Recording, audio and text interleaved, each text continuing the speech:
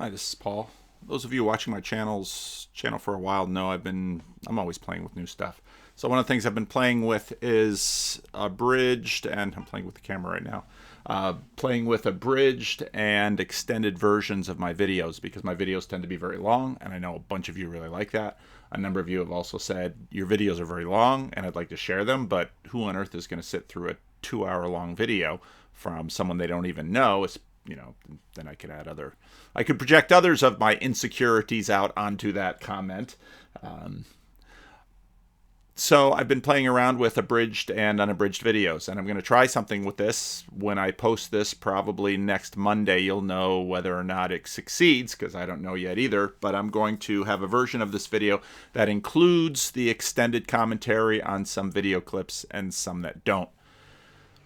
In the clip that I released yesterday, it was just one segment of my conversation with Dr. Brett Sockold. I, of course, this is one single brain here, one consciousness Congress that is working through my rough draft for Sunday, which I will record later today, my Sunday school lessons, my family life, my church life, and it all flows through the same thing. And a couple of days ago, in fact, a number of people started pointing me to the Rhett and Link Good Mythical Morning. I mean, these guys have been around since sort of the beginning of YouTube. I'd never heard of them at all. They're a comedic pair, very much grew up within conservative Christianity in the Bible Belt. We're doing evangelical comedy for Campus Crusade for Christ, and then transitioned to full-time YouTubery, and then just recently came out, as it were, in their lack of Christian faith, their transformation. Now, that's the word I'm going to use for this video. And the reason I'm using this word for this video is partly the American habit of feeling safer with abstractions. So you have the good place and the bad place. You don't have heaven and hell. So we'll just use that, because transformations tends to be more of the clinical psychological term for the kinds of transformation or transition or deconstruction, or Christians might say deconversion, that Rhett and Link have been going through. Now, before I speak much about them directly, and I've got a bunch of video ideas to treat some of the common elements of their story, and these are elements that are common not only to each other's stories, but I was listening to Aaron Rodgers' story last night. I hear these stories a lot. I'm in very close relationship with people who are in the midst of these stories or have made these stories. I pastor a church where people's parents and grandparents go to church, but their sons and their grandchildren and their great-grandchildren don't, even though they live in the very same town. Many of them don't go to any church at all.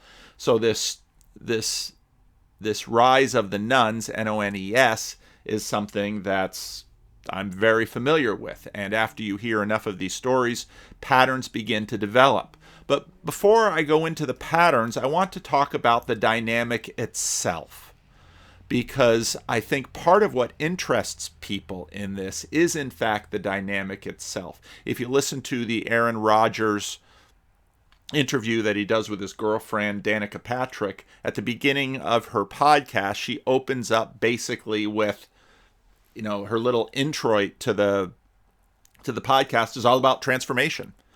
Transformation is what everybody wants to enjoy, what everybody wants to possess, what everyone wants to achieve, but in a good way, good transformations, because we know that there are bad transformations. Someone who is not unfamiliar to this channel is Job, and I've got his picture down in the corner here. Job underwent a transformation after listening to Jordan Peterson, talking to me, but that was just part of a much longer, and once you get to know Job, you begin to realize that's part of a much longer journey. And so part of the reason many people on this channel have been fascinated with Job is, number one, if they went to the Discord server, the link to that is in the show notes, they've gotten to know Job. Job has has had conversations with many other people, interviewing people, and so Job has sort of become the pastor of the Discord. And Job has joined his church in the Netherlands, and Job will be going on tour with me and John Van Donk in March, and there'll be there's some video announcements about that in the channel, and there'll be some more as the venues and times get solidified. The dates are pretty much solidified in terms of the cities that we're going to. I'm going to play most of the conversation that Jordan Peterson did with David Nasser, because I thought that was a really terrific example of Peterson himself in his Petersonian way navigating the question of transformations. Because if you understand the work of Jordan Peterson and what he'd done through a lot of his work, he was all about individual transformation, helping people make their life better. That was his goal. That was his goal as a clinical psychologist. That was very much his goal in terms of the Jordan Peterson Phenomenon chapter. That was October 2016 to June 2019. Those are really the dates from his rise because of Canadian Bill C-16 up until his illness, his attempt to withdraw from a medication that he had been taking under prescription, tried to get off it, and you can look at Michaela Peterson's video about that. I'm also going to bring in John Vervaeke on this one too, a video of his from Awakening from the Meaning Crisis. That entire series is about transformation. John's religion that is not a religion is about transformation. And so when we listen to Rhett and Link talk about their deconstruction, we're really talking about transformations. And I want to make a number of points about transformations before we begin talking about their particular instances. Now, someone had commented to me, Tim, who comes to the meetup sometime, because again, yesterday I'd posted a video, just a clip from my conversation with Dr. Brett Sokold. He said, well, probably a lot of people listening to them aren't going to understand everything that you're doing. Yeah, that's probably true. And so this video will probably help them orient better to what those of you who have been following my channel for a long time are much more aware of, the characters on my channel, the topics on my channel, the kinds of things. My channel is in many ways a reflection of myself, the things that interest me. This is my personal channel. This is not necessarily my church work. Nobody looks over my shoulder and says you should and shouldn't put things on this channel. Part of the reason I like doing this as a personal channel is because someone could say, well, you shouldn't do this because of such and such. Well, I'm doing the channel. They're not. This is why I keep my church. There's a church channel that has my Sunday school lessons and my sermons on one channel, but this is on another channel. I can be a little bit freer. Freddie and Paul shows on this channel. That started before my whole Jordan Peterson thing. And if you go before my Jordan Peterson videos, you can find the Freddie and Paul show. That's something that Freddie wanted to do. Freddie's a friend of mine, and he and I have been doing this, and his mom comes on and other characters come on, so on and so forth. But transformations is a big deal, and it's a big deal far beyond the Christian church and ideas of conversion. Almost every major world religion, again, a definition of religion that I postulated a few videos ago, religions are human authoring programs. And so we're all very interested in transformations. What does that involve? What are they? How do we know if they're good or bad? That's what this video is going to be about. Now, transformations take place with respect to time, and that's important. And again, if you look at my conversation with Brett Sokold, the distinction between natural and human is a complex one. I want to not lean too heavily on it, but yet not ignore it. And so we see transformations in the life cycle of a star. There's first a stellar nebula, then perhaps it's an average star like the sun that we enjoy. At some point it will become a red giant, which we imagine, well, that would then swallow up and destroy all life on the planet Earth. And then a planetary nebula, and then a white dwarf. Why do we know this? Well, in a sense, because of light and how light travels and astronomy. We can look up in the heavens and we can, in a sense, see the various stages of this process because the light that we finally see for great distances in space is older. Star nebulas, some stars are massive stars, and then they become a red giant, and then they supernova, and they can become a neutrino star or black hole. This is the current physics says, astrophysics says this. These are the life cycles of a star. All of those things are transformations.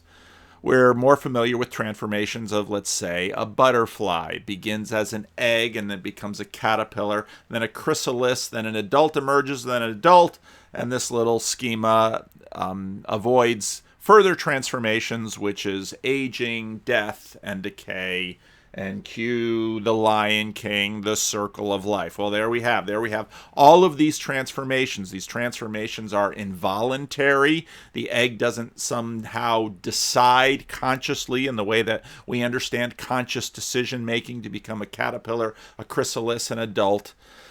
Same thing happens to us. We are born. We don't choose the parents that we're born to. In the way that we choose whether we're going to have a Big Mac or a quarter pounder with cheese. We're born, we have DNA, we're raised, we're subject to all sorts of influences, but there are clocks going on in our body, and we, if what we see as the normal process continues, we will continue to grow, to develop, mature. There's puberty, there's adulthood, there's aging, and then there's death, and then the body breaks down and is consumed by the bacteria, worms, whatever's eating us. So transformations, involuntary transformations happen all over the place. Now, involuntary, again, in terms of human volition and anything that we currently understand in ourselves as conscious choice. And we see it all around the world. We see it in the animal kingdom. We see it over time. Now, before I get too deep into this, I again want to point to Daniel Bonavac's excellent video looking at the philosophical work of Wilfrid Sellars, who differentiates between the manifest image and the scientific image. I'm not going to play that video today. I've played it in a number of videos. The link will be in the notes below if you're curious at seeing it. He notes that there are these two images that we constantly work with, the scientific image, which is about science, and the manifest image, which is sort of life the way we live it. One of the things that you'll note in Rhett's deconstruction story is the questions about the Bible and science loomed very large in his deconstruction story, and that is by no means uncommon. Recognizing these two different visions, I think, is fundamental, and as Wilfrid Sellars noted, and as Daniel Bonavac articulates in this little video, the difference between them is the normative. And if we go back and we look and we say, well, is a stellar nebula good and a white dwarf bad? Well, those categories don't really fit. Is a stellar nebula better? Is an average star better? Is a massive star better? Well, better for what? Immediately comes to mind. Is the egg better than the adult monarch butterfly? Well, better for what? Better to eat? Better? I mean, those categories really don't fit the scientific image, but we can't live without them in the manifest image. So is a butterfly better than an egg? Science can't tell you that. Is a black hole better than a stable, mature star like the sun? Science can't tell you that. It can tell you a lot of things that are different about a black hole and the thing that we call the sun in our cosmology, but science can't tell you that. Now, normativity and what normativity does is it encapsulates the personal observer, which again is a very big issue in philosophy right now and in science. Normativity is part of the manifest image, and the manifest image has within it the observer. Okay, science attempts to be a view from nowhere, attempts to be objective. Like this is always true, or true in a moment, which is a timeless moment. And again, in my past videos, I've talked about all these kinds of things. So let's keep this distinction in mind, because It actually functions pretty powerfully in this whole question of transformations. Transformations, whereas we can look at them in a sense scientifically and we can observe a variety of things about it, science can't tell us, well, how should I feel about an average star versus a massive star? How should I feel about the transformations that go on within me? All of those involve the observer and the personal observer. All right. Now, in the animal kingdom, we see transformations all the time. So I didn't have my dog when he was a puppy. My dog is a rescue dog, so got him as a very problematic adult.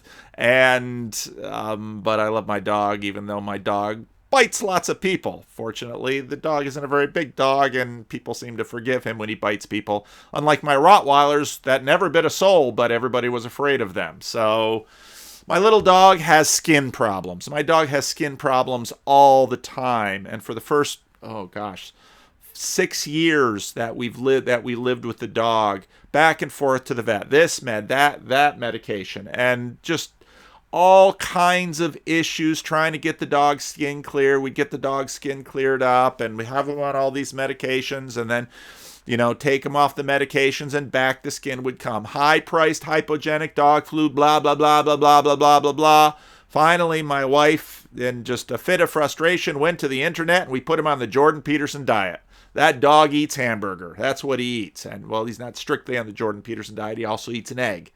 A little while ago, we tried to add a little bit more rice to the diet for some certain reasons that I won't go into. And sure enough, he starts smelling yeasty all over again. And okay, back to the hamburger. And since the dog's been on hamburger, the dog's really done very, very well. I have to put my watch on Do Not Disturb for a couple hours because otherwise I get disturbed. So he lost weight, his skin problems cleared up, he had better energy, everything, he's like a new dog, we say. Now, this is a transformation I brought to my dog. My dog eats whatever he wants to eat, whether it's good for him or not. And then once that yeast infection gets going, he scratches and scratches, and he will literally scratch all of his fur off, and he'll just have swaths of himself that are raw and bleeding, and it's a mess. I bring the transformation to my dog. Now, I don't cause the transformation.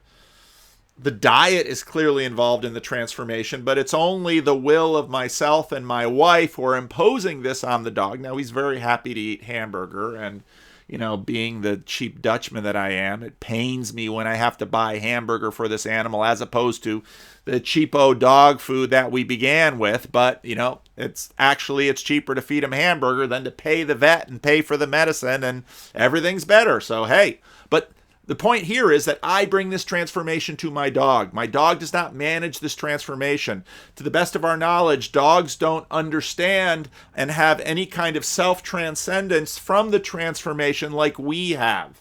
We have all kinds of self-transcendence. We watch ourselves in our transformations. My dog doesn't watch himself in the transformation. We transform him. In fact, if you look at that little dog, people who do genetics say dogs were, domesticated from wolves. And if you look at my tiny little dog, you'd say, where on earth is the wolf in that dog?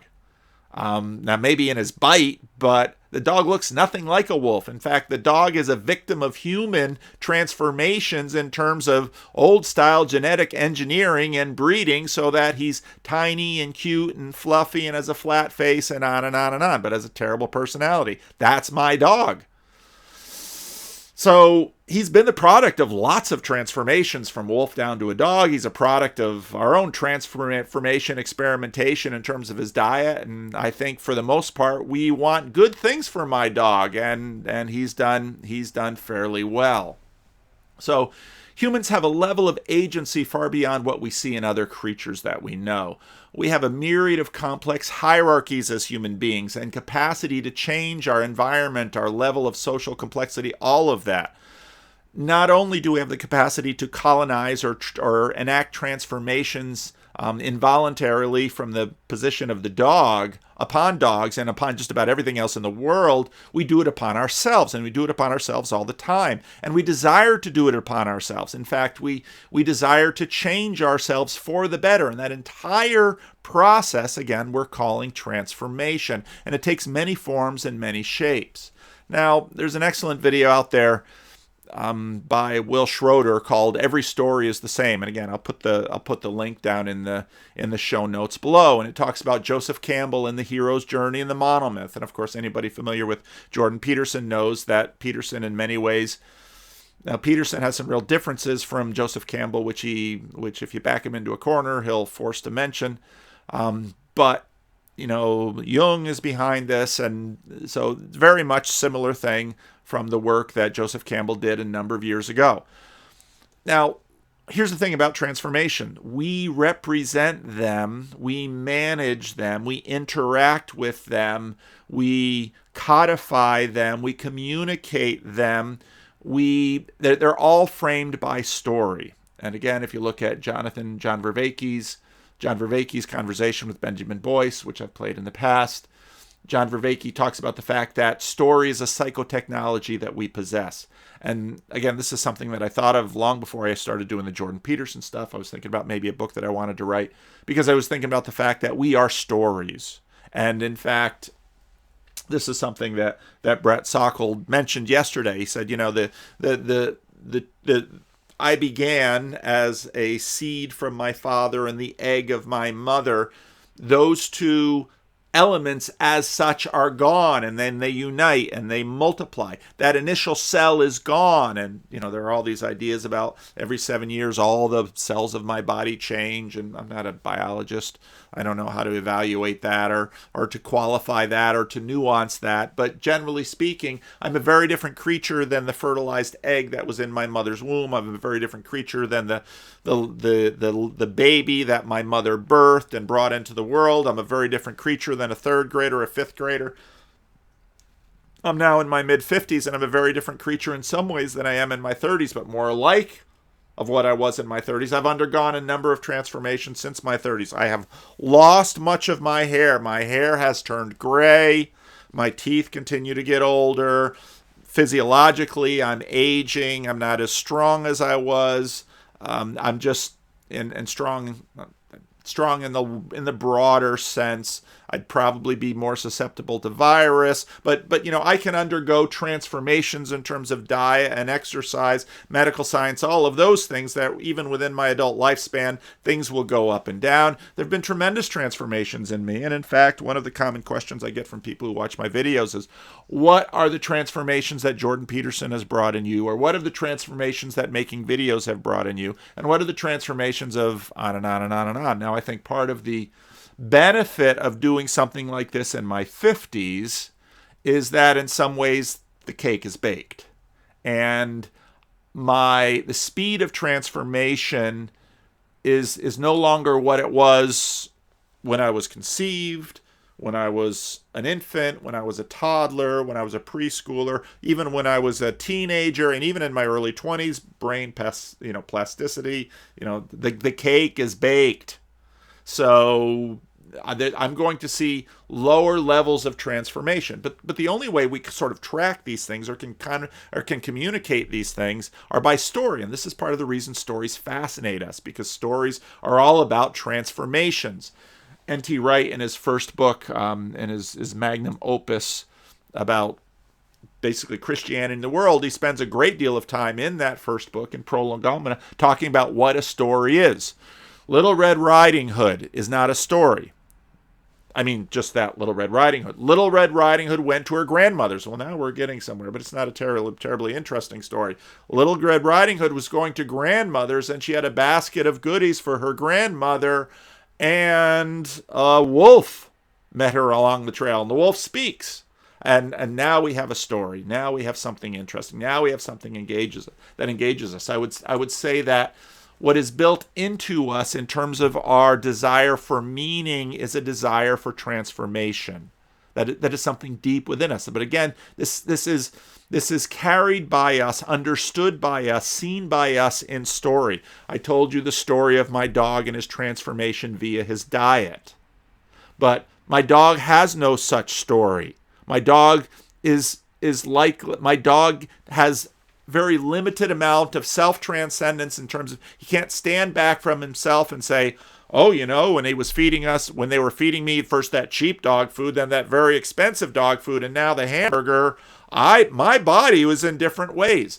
My dog doesn't look in the mirror and ponder his existence to the best of our knowledge. My dog simply is. People often say, well, live in the moment. And I always think, like, my dog lives in the moment. I don't care to live in the moment. I care to live in a story that I can manipulate, that I can set myself back from, a story that allows me to look at myself in a different way, stories that allow me to see other people, allow me to sort of conceptualize other people. And all of story is very, very important in terms of how this all works. We use story to frame and track transformations. A human story is a story in a way that a dog doesn't have. We are a story in a way that we're not a body, but we're an embodied story, and we keep making new stories. And again, if you haven't watched my conversation with Dr. Brett Sokol, that was a highlight of my channel, that conversation. You have conversations sometimes and they just go so well, and you just want to get up and dance. Well, that's actually what I do in my office. I get up and I dance a little dance after I have a conversation like that, because it was just so good, and it just get meshed into a whole bunch of the things that I've been working on in my YouTube and all of that.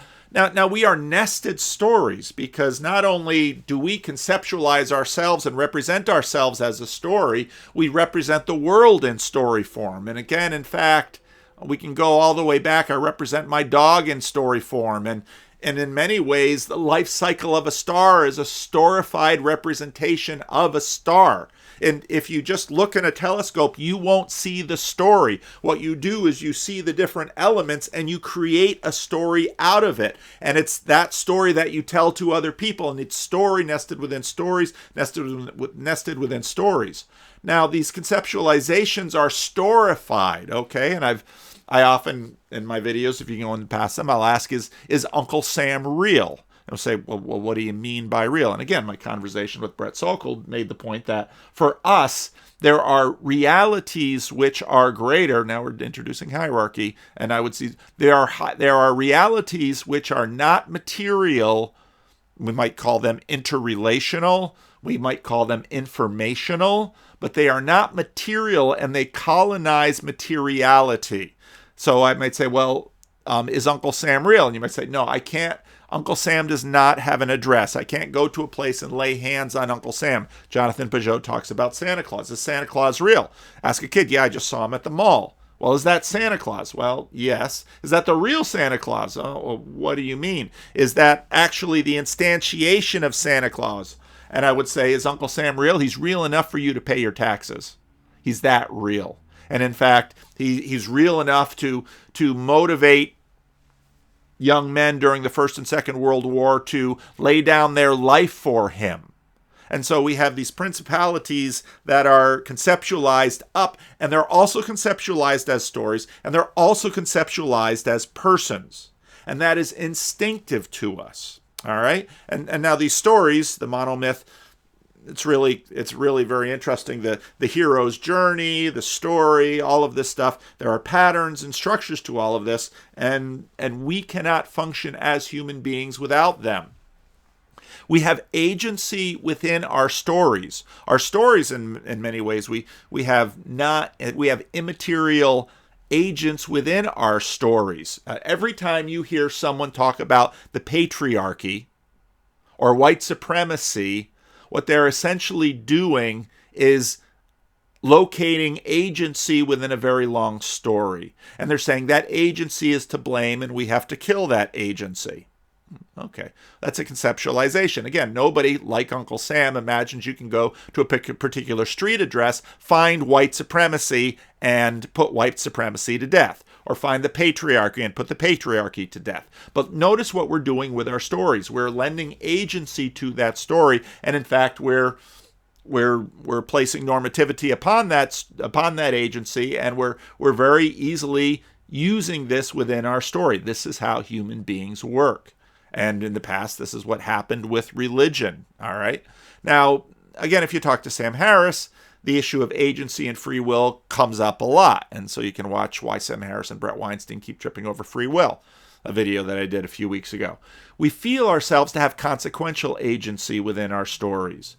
We bear a degree of responsibility within our stories. We can pretty much not conceptualize or work communally or socially or interrelationally without this element of responsibility and personhood and agency.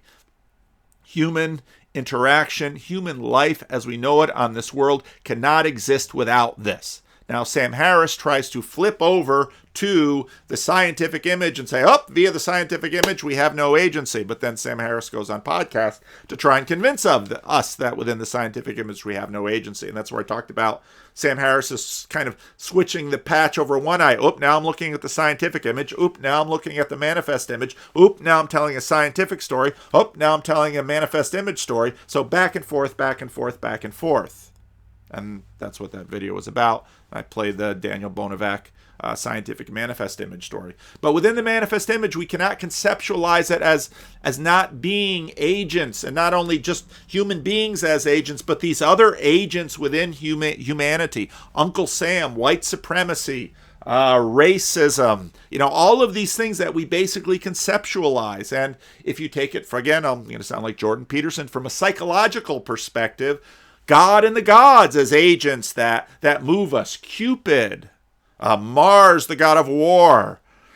Just this is what human beings have done all along, and we can't help but do it, and we will continue to do it because it's the only way we can actually work with each other and manage ourselves, because we are all these nested stories. Now, we are blessed or cursed in terms of normativity by the agency of others. White supremacy has been a curse to African Americans, especially in the Jim Crow South. Patriarchy has been a curse for women who have been victims of the patriarchy, and on and on and on and on. Let's say communism was a curse for all of the people that were in communism. Nazism was a curse for the Jewish populations of Eastern Europe. On and on and on we go. These are the waters that we swim in. And you will find, and I've made this point many times, that for the most part, when people sort of deconstruct their religion, they don't really leave religion. They just change a lot of the conceptualizations. And I see people sort of, maybe they grew up Christian, and now then they're an agnostic or an atheist phase. But before you know it, they start talking to the universe. And they say, the universe has given me this, and the universe has given me that, and karma this and karma that. And again, my best example of this is Verizon Lisa. You can go back a number of years and look at the LG Lucid Verizon phone commercial where Lisa's walking by and, she sees a Verizon store with a new smartphone. It's not really a smartphone. Those Lucids weren't. I don't even remember if they were Androids. Anyway, universe is telling me, and so the universe is speaking to her. She's having a conversation with the universe. This is what we do as human beings. We've always done this, and we're not going to stop. Now, what's interesting is that we have a bit of self-transcendence with this dynamic about ourselves. And this came out recently with Michelle Williams and her speech at the Golden Globes. And again, I'll put the links below in the show notes. But what was very interesting about her speech was that she was basically saying, my agency over my story is the most important thing in my world. And she talked about her abortion. And, what is abortion? Abortion is a degree of colonization with the help of medical professionals, because that's a critical thing that's seldom looked at. Your right to an abortion seems to be connected with the demand you can place on a doctor to perform that procedure on you. It's not simply, you don't go into a doctor and say, I have the right to choose, remove my hand. Doctors won't do that. I have the right to choose, remove my leg. Doctors won't do that. Doctors need a reason. But in this particular procedure, they offer a reason. And so this is what she says about her life. I've tried my very best to live a life of my own making. And right when I heard that, I thought, did you choose your genetics? Did you choose the zip code, the parents, the school, on and on and on and on and on? Maybe you chose your hair color, but there's the vast majority of your life you never chose. You are trying as best you can via story to colonize your body, and even, hey, lately I've been trying to go on a diet. I really haven't hit what I think is my ideal weight. So, on and off I go on my diet. I can't even colonize me very well. But I've tried to live my best life. Ooh, my very best life. Well, what is that? There's a representation out there. Again, watch towards the end of John Vervaeke's Awakening from the Meaning Crisis, The Second Self. There's a lot of that going on in the talk of the world, and that will be in some of the Jordan Peterson clip that I play with this conversation with David Nasser. But I've tried my very best to live a life of my own making and not just a series of events that happened to me. What is she saying? I've lived my very life in terms of a human authoring program. I've lived to try to self-author my story.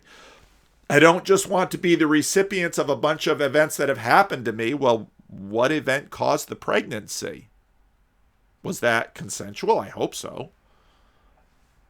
Probably, but it wasn't within the timing of the larger story that she had.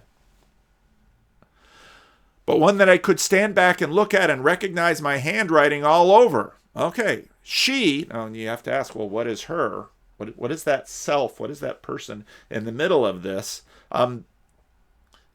That she's trying to manifest herself in her story and in her life.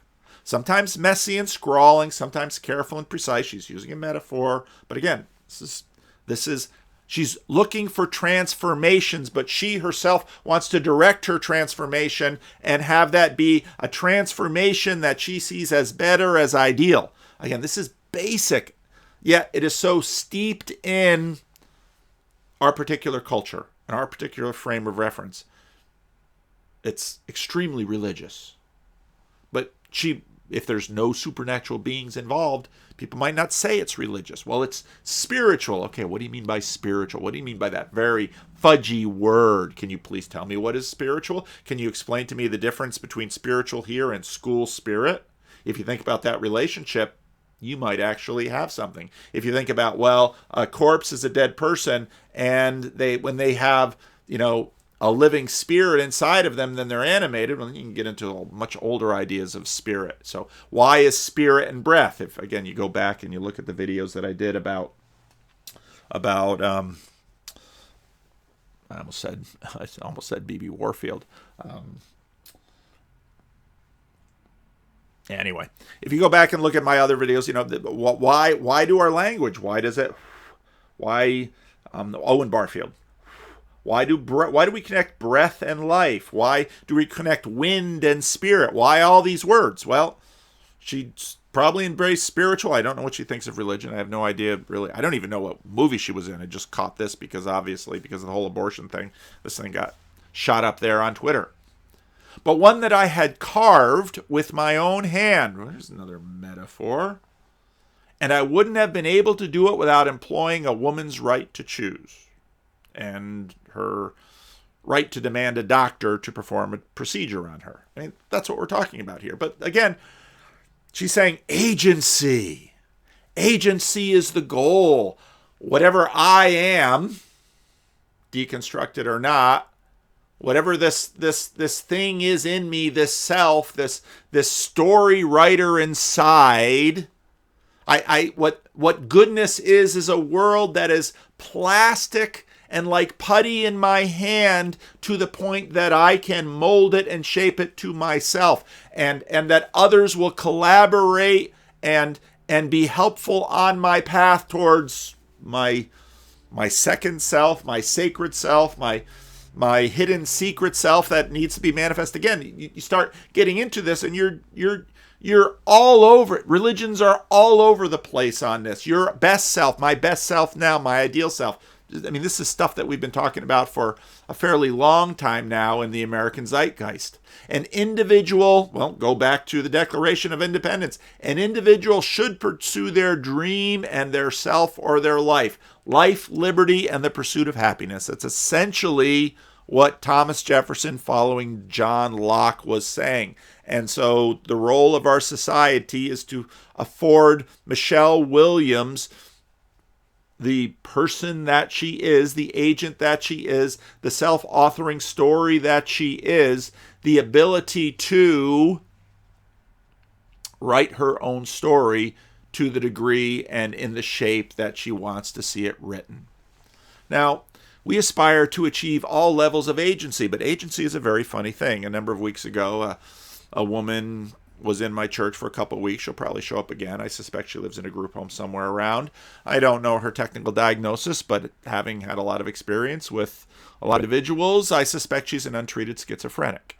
And she visited the church, and we have a lot of schizophrenics that come into the church and sit and do their things. And my congregation is just pretty accustomed to all of this because, again, they've been through it for a long time. And my congregation has a huge heart, and so they often, if given the opportunity, and there have been some really interesting stories in the past where they've really helped a number of people live with their schizophrenia. She's semi-homeless, and she had a few things in bags, and so I tried to help her out Sunday, and then, she got into the Anglican church that uses our sanctuary afterwards. Well, that conversation didn't go well. But then she came back Monday, and the lady who runs the child care center here, that conversation didn't go well. So she calls me and say, "Pastor, you got to do something with this woman." So I came down and, had more of a chance to talk to her than I had on Sunday, because Sunday I'm busy with a lot of different people too. So she's from space. She got a very close relationship with God, and she's managing all those things. That same pictured used to be a cage that was surrounded an air conditioning unit to keep people from stealing it.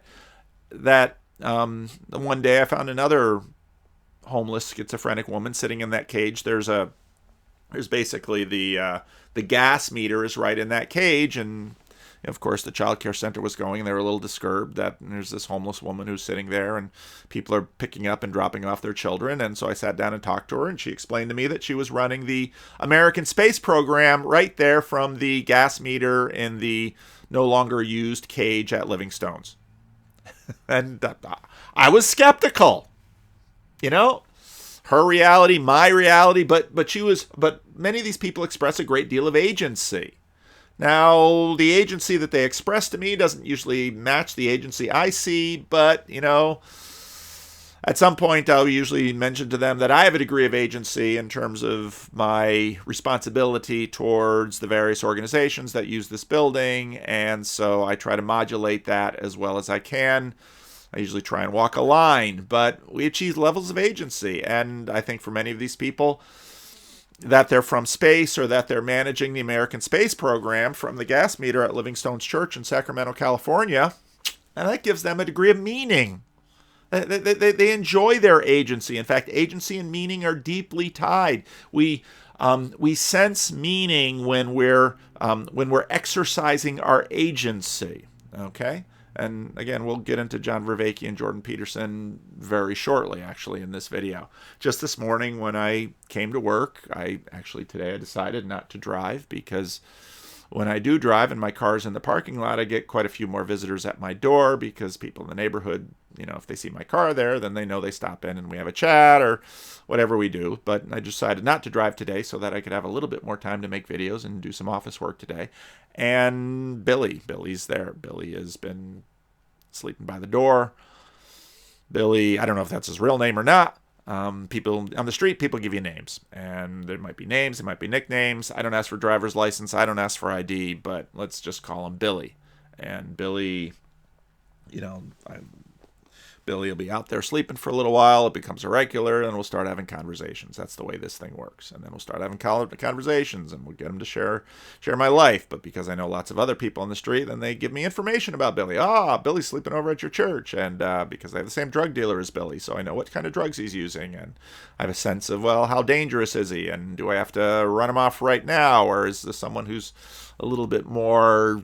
and so I'm always managing these kind of things. And when you have untreated schizophrenics coming into church, people with children begin to look around and say, is this a safe place?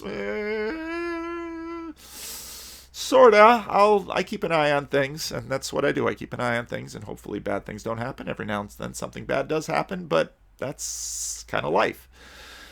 So Billy has a drug issue. Billy has some issues with his spouse, either present or ex-wife. Billy has a homeless issue. Billy's got a lot of issues. Billy's depressed. So it's a lot of the other homeless people I know come along and they diagnose each other because they're all in and out of mental hospitals all the time. And they're all familiar with this language, and round we go.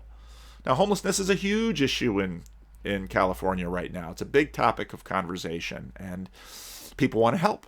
People feel sympathy for the homeless. People are annoyed and disgusted. Just a little bit up there, there's a turd sitting in the grass. And when I catch Billy awake one of these days and say, Billy, you can't be leaving turds in the grass. You got to clean that stuff up. And, so Billy and I will do a lot of negotiating, and we'll do a certain amount of relating. And Billy's, I will tolerate certain things around here, and I will not tolerate other things around here. And there's a lot of difference of opinion in terms of what I should and shouldn't tolerate.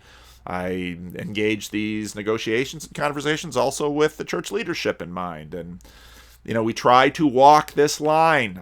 One of the things, talk about religion. In the Bible, you have the story of Lazarus and the rich man. Don't want to be the rich man stepping over this guy. And Paul VanderKlay, there's Billy. Billy's in the bosom of Abraham, and you're in the part of Hades that's getting a little hot, and they say, Lord, can you have Billy come down and bring me a little bit of water just to cool my tongue? These stories roam around in our imagination, and they seep into the culture, and they seep into the zeitgeist, and they seep into our moral structures. And so another homeless guy used to stay here a lot. He'd often, really, if there's a psychologist out there, tell me what the deal is with homeless people and shoes, please. So this and mental illness and shoes. So this guy, he never wanted to wear shoes. He's always walking around barefoot, and his feet were a mess. And people would always stop by and give him shoes. And he'd say, people are always giving me shoes. I hate shoes. And people would give him things. He'd always accept it. And then he'd kind of go through what they'd give him, and he'd keep what he'd want. He'd throw out the other, and all that garbage would stay on my property unless somebody else came along. And one man's garbage is another man's treasure, and on and on and on and on. But addiction, almost all of these people are struggling with what we would call substance abuse. And almost all of these people, and again, you have conversations, drug addicts know their drugs.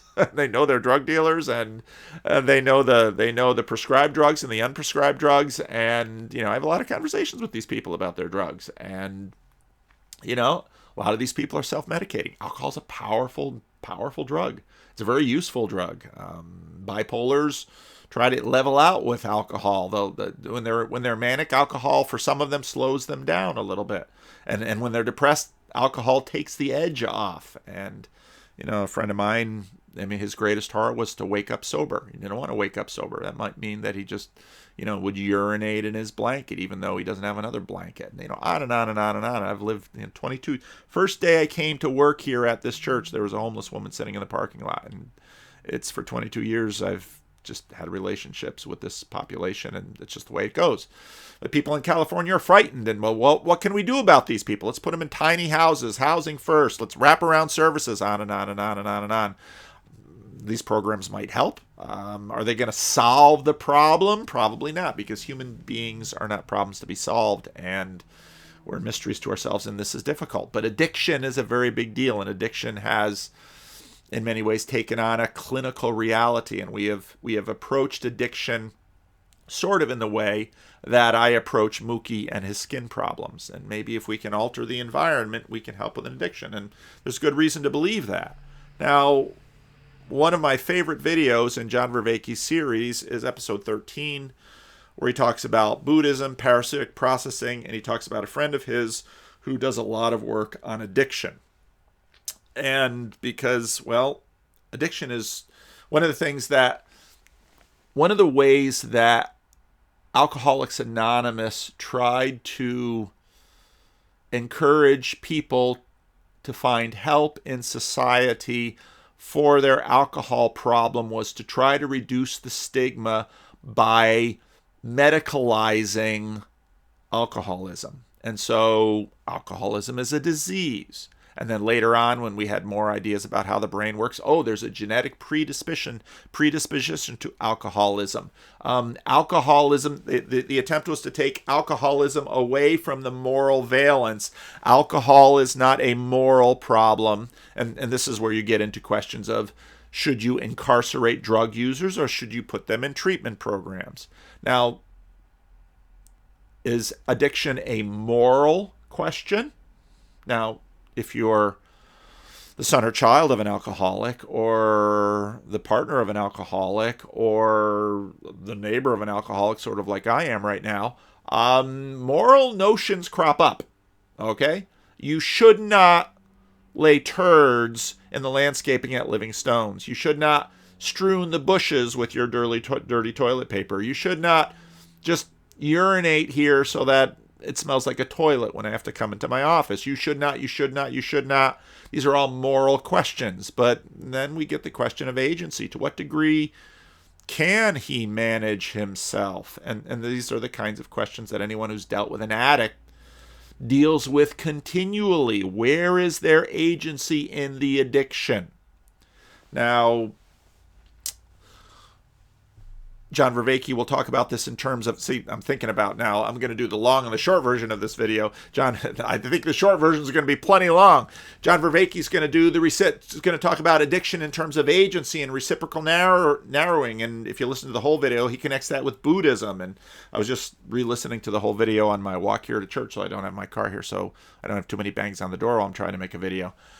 And reciprocal narrowing, that's what addiction is.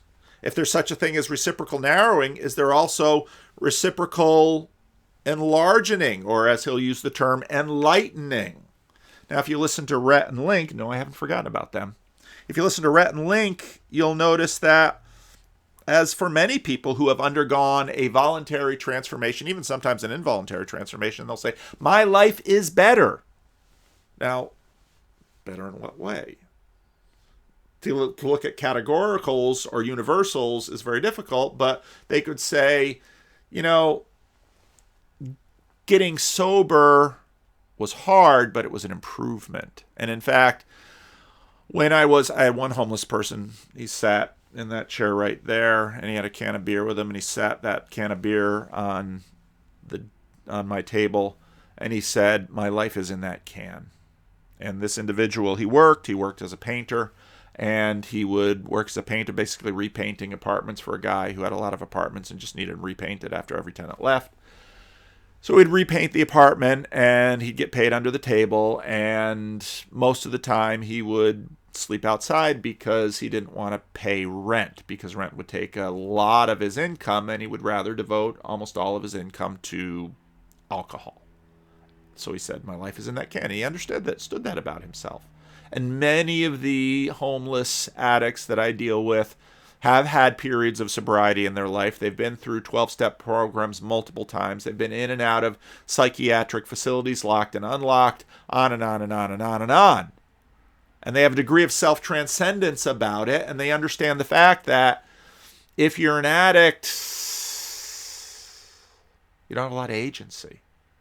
And so John in this video is going to talk about agency. And now John is a professor at the University of Toronto. If you've been on my channel a while, John has been on my channel a number of times. We have regular conversations. I look forward to sharing a stage with him in Thunder Bay, Ontario, when we do this conference with Jonathan Peugeot. I'm really looking forward to that conference. Really looking forward to meeting John and Jonathan in person and spending time with them and having conversations with them. All of my conversations with John Vervaeke have been just wonderful experiences, along with some of John's friends that I've gotten acquainted with, Guy Sengstock and Christopher Mastropietro. I mean, John's got a wonderful community around him, and some people found John through my channel, and some people have found me through John's channel, and this little corner of the internet has been a wonderful thing. But he's a cognitive scientist, and so he tries to work on all of these things in terms of the big picture. And so he makes the point in this video that it's not simply a biochemical relationship. You can be addicted to video games. Drug addiction is, if it were merely biochemical, it would look very different in people's lives. A 12-step program talking, and community accountability wouldn't be as helpful. Why does age and addiction, why are they involved? A lot of people get sober at a certain age just because of age. And, on and on and on. This stuff is different. So if you're watching the abridged version, you're not going to see the video. If you're watching the full version, you can see the video. So John talks about the agent-arena relationship and talks about the fact that, well, we can understand addiction as a narrowing, and then we can understand enlightenment. Now, this word, very interestingly, is used by Buddhism. It's used by the West in terms of the Enlightenment. And what was understood by that enlightenment is not a narrowing, but an expanding.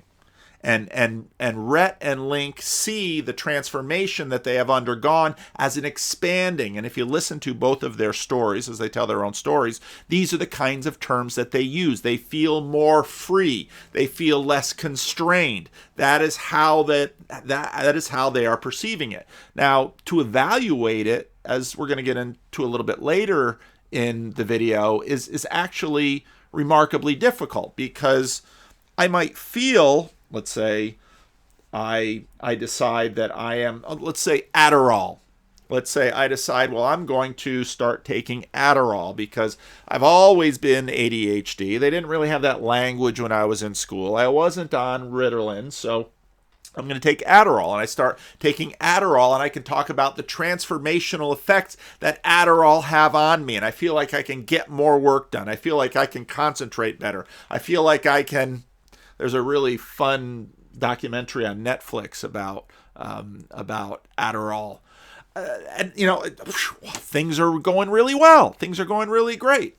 Well, is that really going to be just an expanding thing? Because maybe Adderall works for me in time, but later maybe it won't. I didn't see. The problem with doing these abridged and longer versions is I never remember, because I just do it all in one sitting. I never remember which one I actually made the comment in. But, you know, I mentioned how I want to lose weight, want to eat better. Well, sometimes I get in a habit of drinking a soda in the late afternoon. I'm not a coffee drinker, so I don't take caffeine in the morning, and I don't drink alcohol, so I don't. A lot of people are on the take caffeine in the morning, take alcohol at night, and so you're using those tools to sort of manage your day. And you might feel like that is enlightening. It is expanding your agency. It is making your life a better thing. So, but sometimes in the afternoon, I've been working for a while. I'm not as sharp as I was in the morning, so then I will drink a soda, have some caffeine, and boom, yep, I'm starting to get my work done. Well, maybe with Adderall, whoosh. Now we're really doing something. Caffeine is one thing, Adderall is another. But things that I notice once I start getting into this soda habit, well, a few weeks will go by and I'll notice, okay, I really shouldn't be drinking the soda. I've gotten off of diet sodas because I noticed that, drinking those things, some of those sweeteners, they're not very good for you. So then, there's a particular Pepsi that has cane sugar. You can drink Mexicoke that you can get at Costco with cane sugar in instead of the high fructose corn syrup. But then I'll realize that I'm drinking a soda every day. I really shouldn't drink that soda every day. So now I'm going to get off the soda kick. And you know what? The next day comes around and 3 o'clock hits and it's like I got a little bit of a headache. My body's conditioned to having that soda. And not only my body, I've talked to some people who've tried to quit smoking, smoking and Facebook for a friend of mine. They just go together. And so when she finally had to quit smoking, it was really hard. And, smokers always deal with these kinds of things. And so again, if I take Adderall, it might feel in the moment like enlightenment, like I can get more work done, like everything is better, like my horizons are opening. But over a certain amount of time, I might discover that wasn't really the case, or it was temporarily the case. Again, these things are very difficult to figure out, and we use stories to track them. Now I'm going to play quite a bit of the video of Jordan Peterson's conversation with David Nasser. Now this happened when Jordan Peterson went and visited Convocation at Liberty University, and there was an event that happened there. Those videos have been out for quite a while.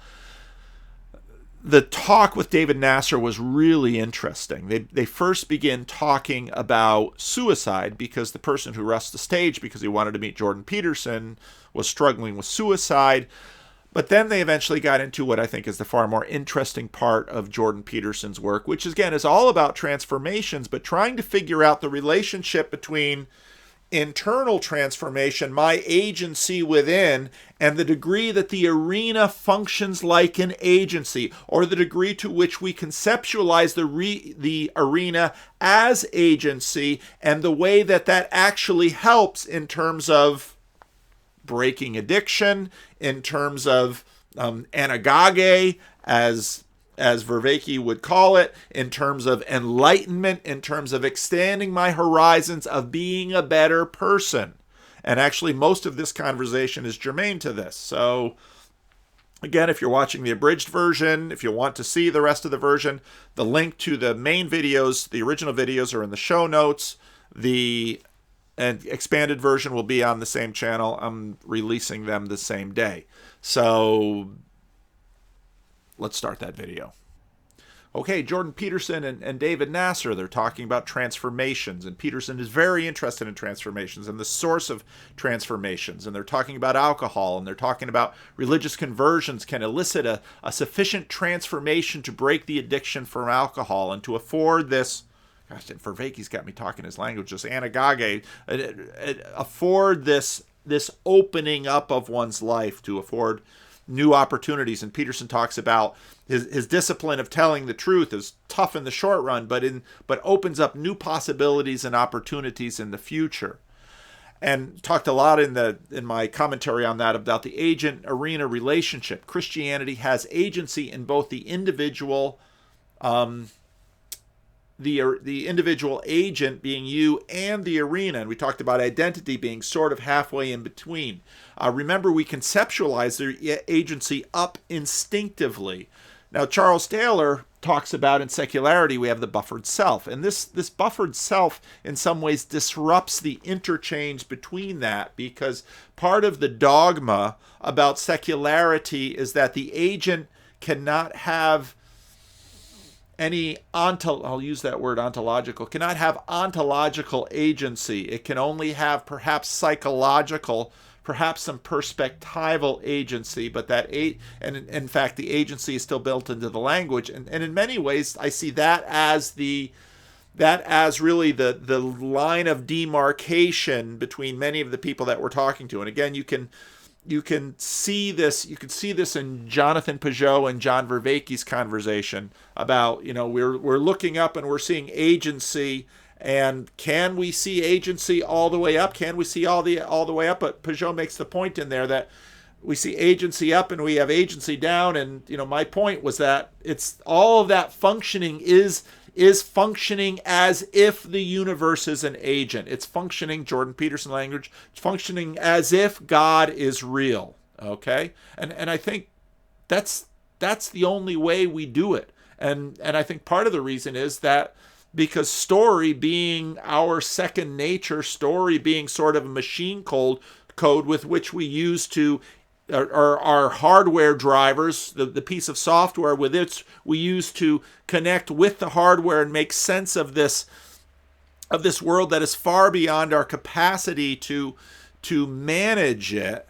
I think that's why that arenas have agency, and why religious language continues to be used, and I don't think is going away anywhere else. What happens in secularity is we believe that the self is buffered, that Jesus can't come into our hearts.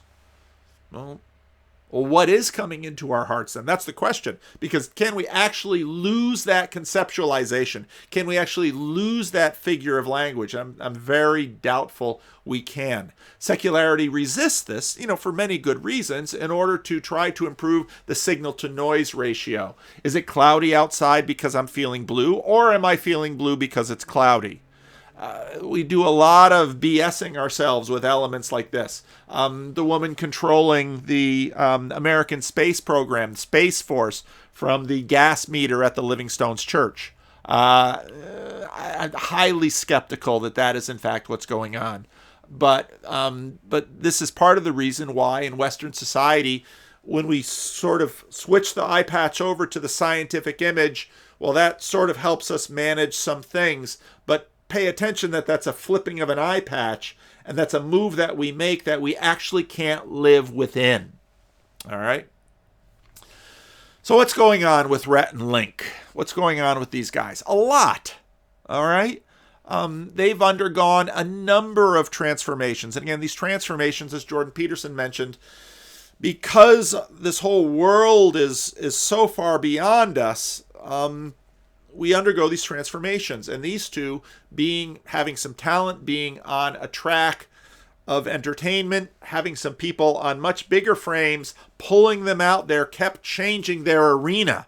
And as their arena keeps changing, that agent isn't going to just be able to stay the same. So a lot of the pain that you hear in terms of their deconstruction and their transformation and the relational pain, both of them talked about the trauma that these journeys have had on their wives and on their children.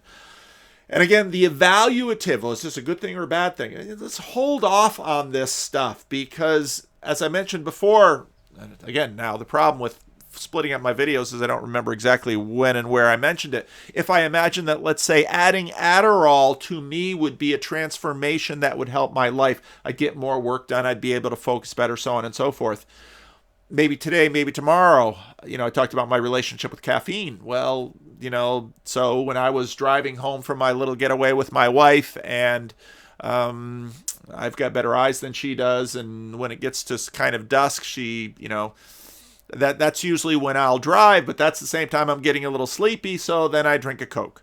And well, now I've had some more caffeine. Now, is that going to set back getting off the caffeine stuff?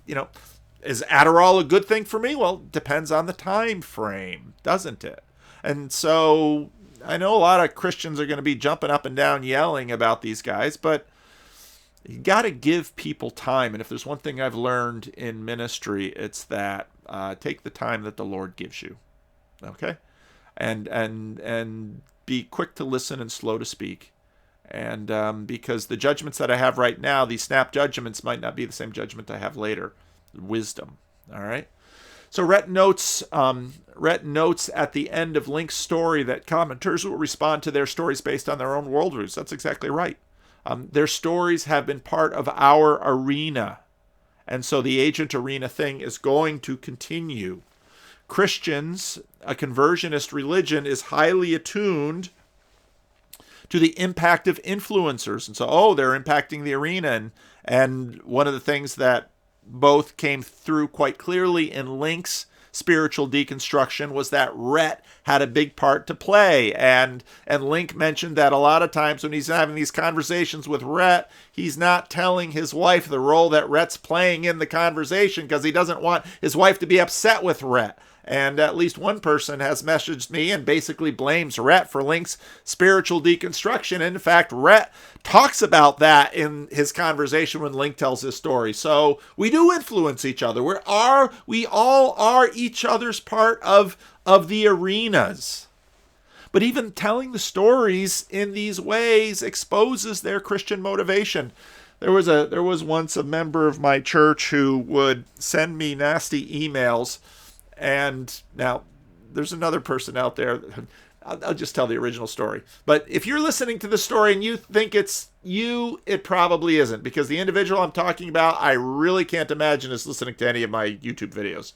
But this person would send me emails after a Sunday and say, you are using me as an illustration.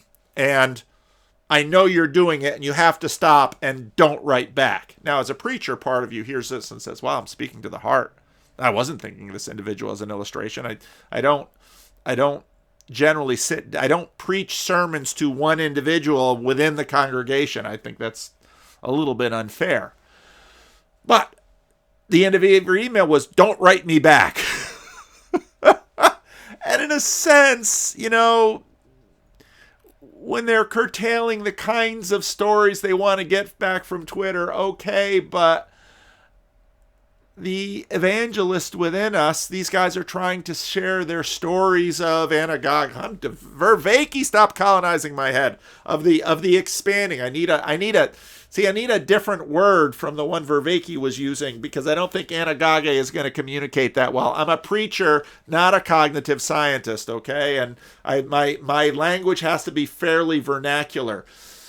These two have experienced the expansion of their worlds, and they see this as a good thing, and they want to share this with others. And at this point, they quite likely represent as is often they're coming out of a religious tyranny, and they're coming out into this bright light of day, and they've got new tools and new experiences, and they want to share this. They're just trying to share a good thing, as in the words of the movie The Color Purple. So they're acting in some ways as evangelists. And so Christians, quite rightly, begin to get a little salty in the new sense of the word, where they say, and they get upset and they get reactive, and this stuff is going to play out. I can't stop it. They can't stop it. Just going to play out. Just because it plays out doesn't mean you need to necessarily jump on one side or the other side's emotional train.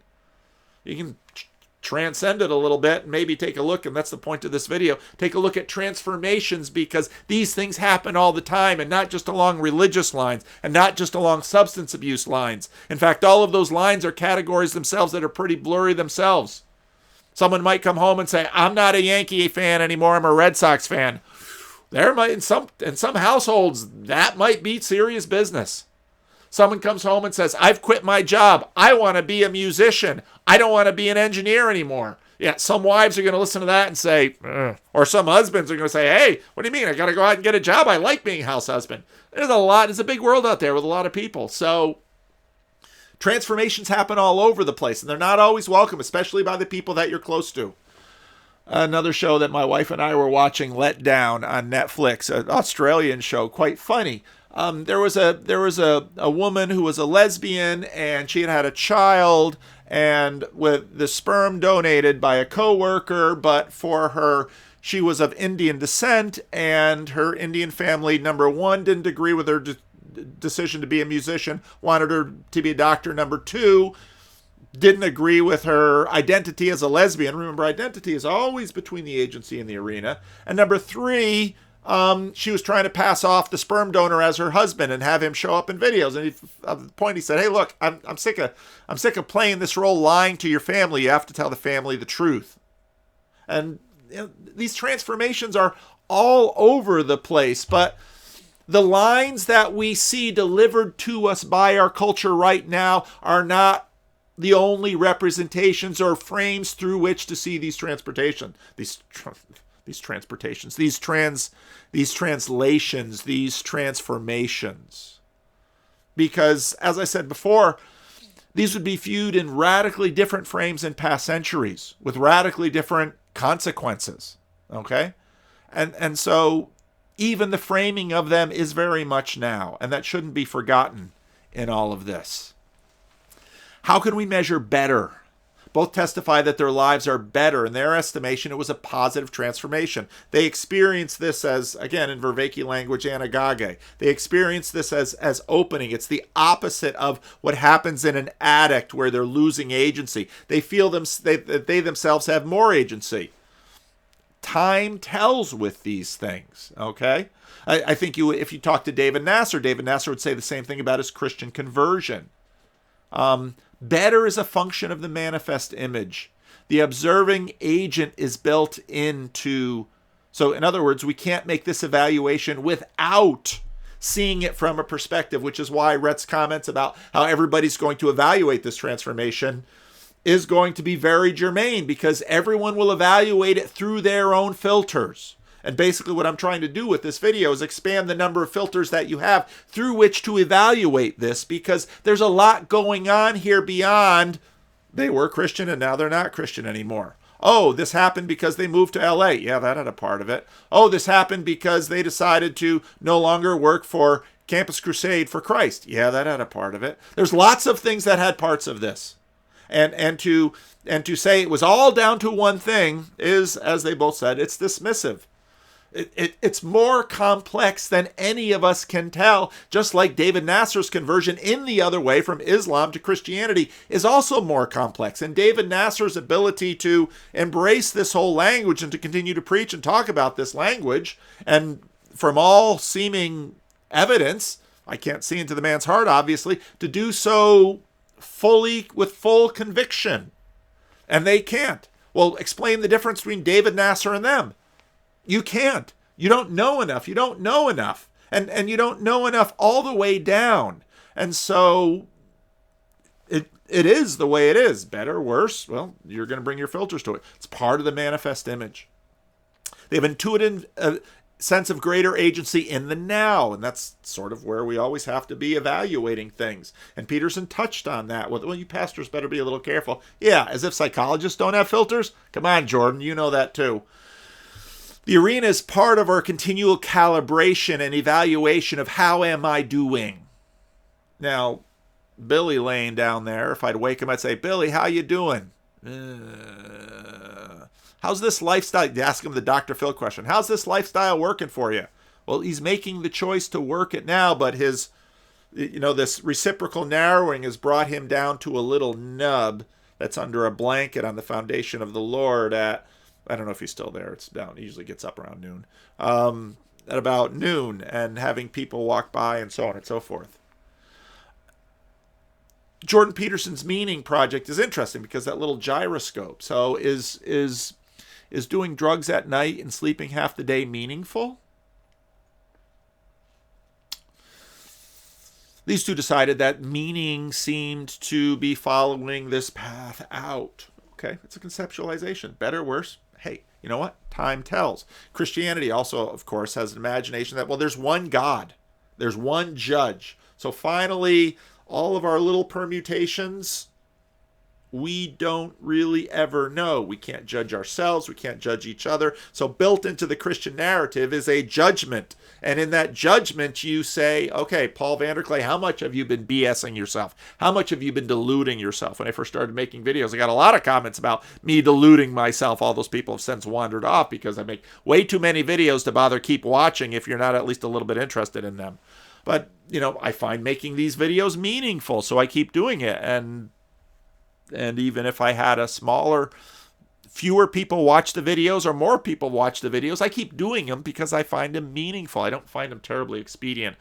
This one's long. I might have to break it up into a part 1 and a part 2, even with the abridged versions of the videos. So, yeah, this one's going to be a mess. Anyway, time.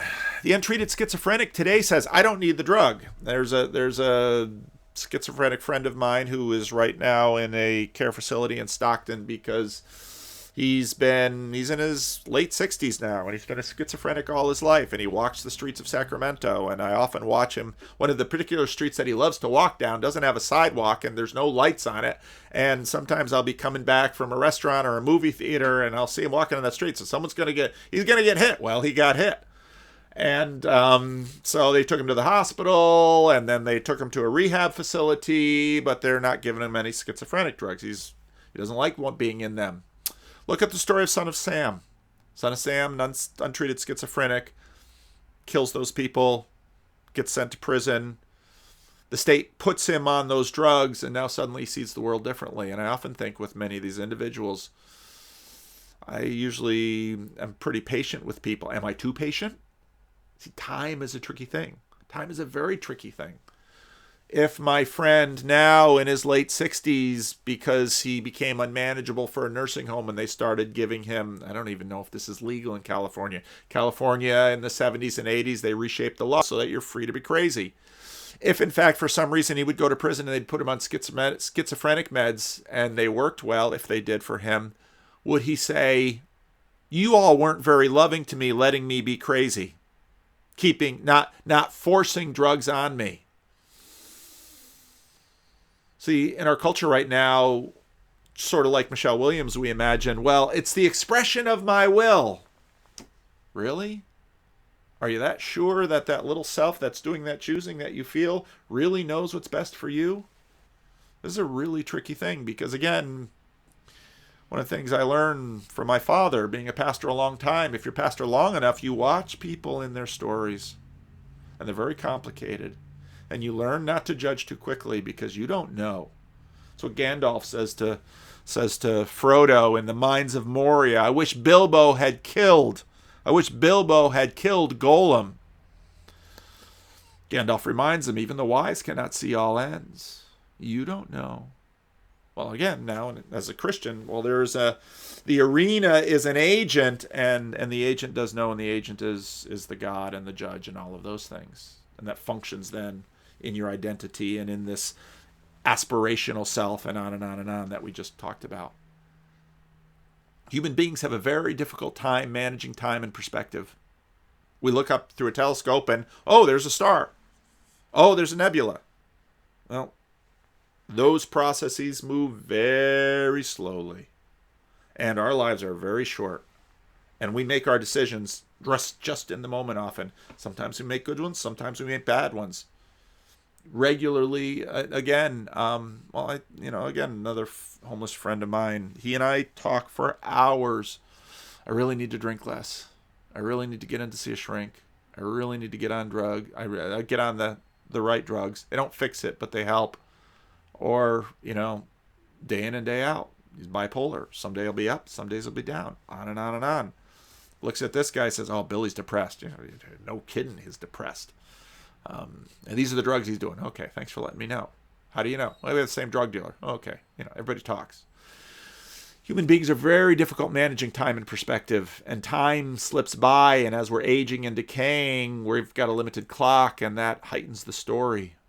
This is why we use stories. This is why we navigate with stories. This is why we understand each other through stories. This is why we storify up and we storify in, and we storify out. We can't help it. We have to do it. It's the only way we really are able to manage time, because stories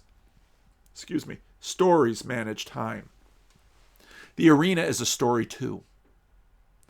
Religions are long communal attempts to manage the agent-arena relationship in a systemic and organized way. It's a way to gain perspective and deploy it in a viral, scalable way for the improvement of the individual community in the world. That's what religions do. They're human authoring programs, both individually and communally. And there's written texts of them so we can track them and work them through. If you ask Rhett and Link, do you have regrets about how you grew up? They'll probably say, no, it was a great growing up. But they're managing it in story. And religions are ways of managing this across our lifetimes. Because the deconstructions of Rhett and Link, they're happening in, 2013 to 2020. But that has everything to do with the decades they're living in, the centuries they're living in, and in fact, the millennia they're living in.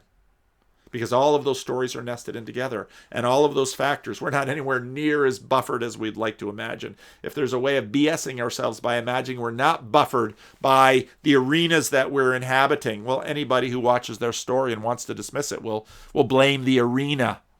And they'll be upset with them for spoiling the arena.